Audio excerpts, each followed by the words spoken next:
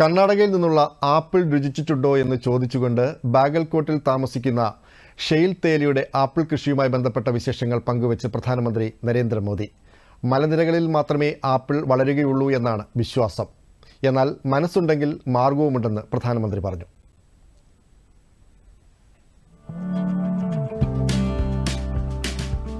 साथियों, एक बड़ी पुरानी कहावत है, जहां चाह वहां राह।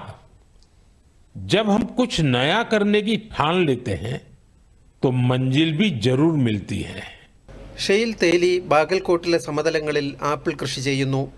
അദ്ദേഹം താമസിക്കുന്ന കുലാലി ഗ്രാമത്തിൽ 35 ഡിഗ്രിയിൽ കൂടുതൽ താപനിലയിൽ പോലും ആപ്പിൾ മരങ്ങൾ കായ്ക്കാൻ തുടങ്ങിയിരിക്കുന്നു. കൃഷിയിൽ താൽപ്പര്യമുണ്ടായിരുന്ന ഷെയിൽ തേലി ആപ്പിൾ കൃഷിയും പരീക്ഷിച്ചു. അതിൽ അദ്ദേഹം വിജയിക്കുകയും ചെയ്തു.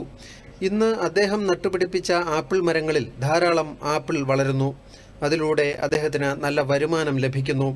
അതേസമയം ആപ്പിളിന് പേരുകേട്ട ഹിമാചൽ പ്രദേശിലാകട്ടെ കുങ്കുമപ്പൂ ഉത്പാദനം ആരംഭിച്ചിരിക്കുന്നു. കിന്നാറിലെ മനോഹരമായ സാംഗ്ല താഴ്വരയിൽ ഇപ്പോൾ കുങ്കുമപ്പൂ കൃഷി ആരംഭിച്ച് വിജയം കൈവരിച്ചിരിക്കുന്നു. केरला के वायनाड का है. यहाँ भी केसर उगाने में सफलता मिली और वायनाड में ये केसर किसी खेत या मिट्टी में नहीं बल्कि एरोपोनिक्स टेक्निक से उगाए जा रहे हैं.